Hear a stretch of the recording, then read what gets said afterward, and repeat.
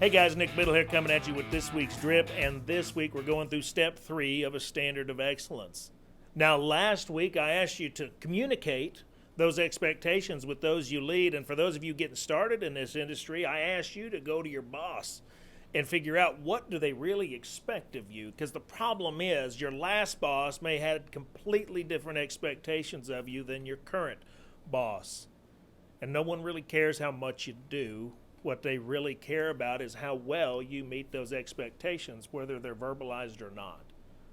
So this week, there's a pretty good chance you've got some individuals on your team that are not meeting your expectations. So what do?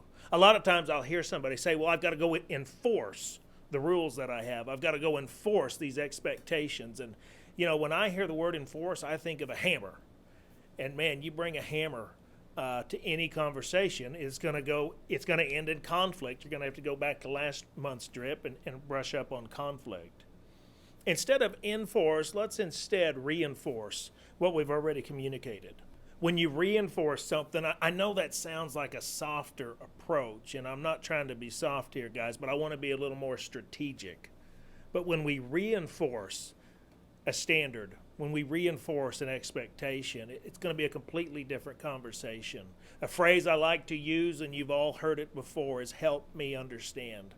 It's completely different than saying what the hell. What the hell ends in conflict. Help me understand, that's going to end in a conversation. But it's like, hey, help me understand what's going on here. Last month, we sat down, we talked about this is how we're going to do this, or this is when we're going to show up.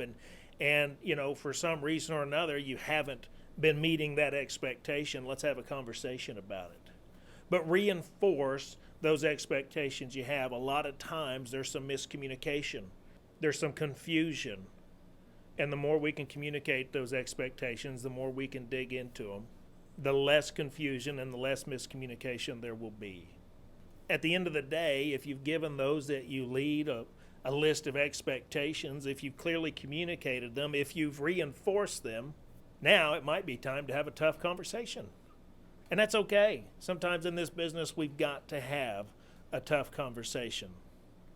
And guys, if you're just getting started in this business, if you're an apprentice just getting started, and you're not clear on what your boss expects, it might make sense to go back to them and sit down and have a new conversation around that as well. It's like, boss, help me understand exactly what do you mean by this. You said you expect me to do this each and every week, or this is how you expect me to handle this situation, but I'm not real clear on what that means, and let's try to have another conversation about it. Guys, that's it for this week's drip. Next week, we're going to put a ribbon around this series. Till next time, take care.